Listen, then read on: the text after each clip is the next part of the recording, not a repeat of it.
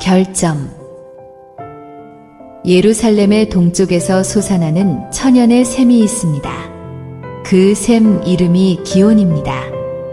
고대에는 그것이 그 도시의 유일한 상수원이었고 성벽 밖에 있어서 예루살렘의 가장 큰 치약점이기도 했습니다. 무방비의 샘은 침략자가 샘의 흐름을 돌려버리거나 막아버리면 난공불락의 그 도시가 항복할 수밖에 없다는 것을 의미합니다.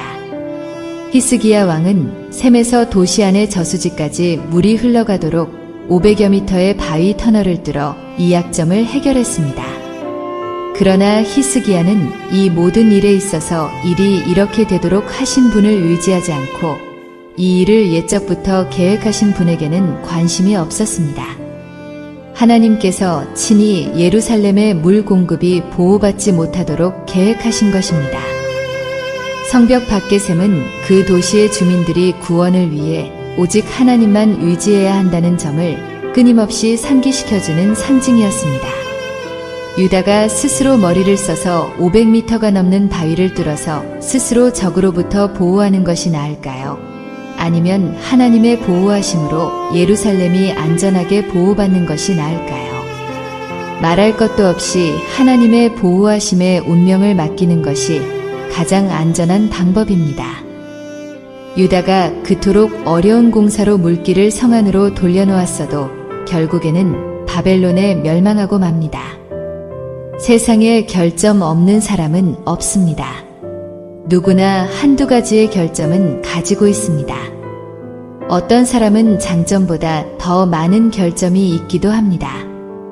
그렇다면 이 결점을 보완할 방법을 우리는 연구해 보아야 합니다. 사람은 누구나 흠없고 완전한 것을 추구하기 때문입니다. 다만 그 일이 힘들어서 그냥 결점으로 나타나는 것이지요.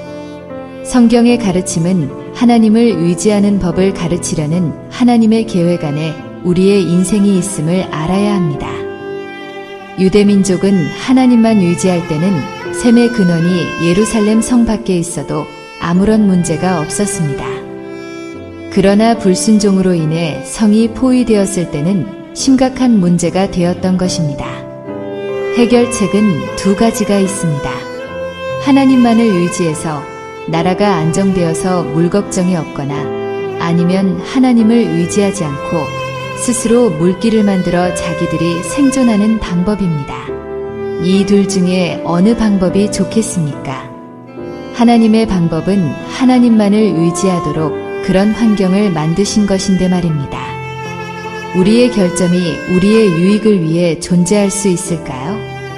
실제로 바울 사도는 예수님의 아름다움과 권능이 그의 약함을 통해 나타났기 때문에 자신의 부족한 약점을 자랑하겠다고 말했습니다.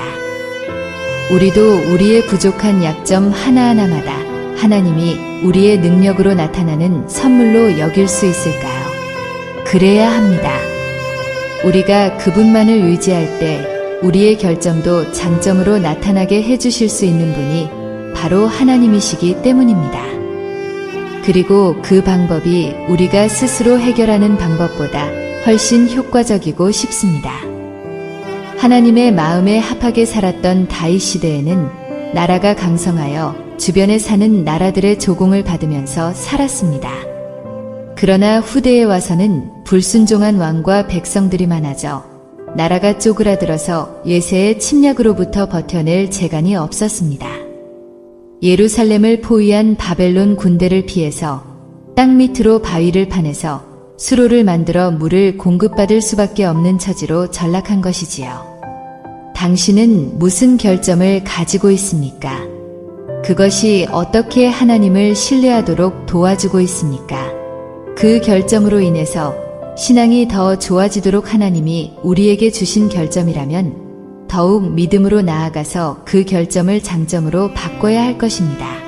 그것이 하나님께로부터 온 것이라면 우리가 해결할 수 없고 해결해 보았자 신통치도 않습니다.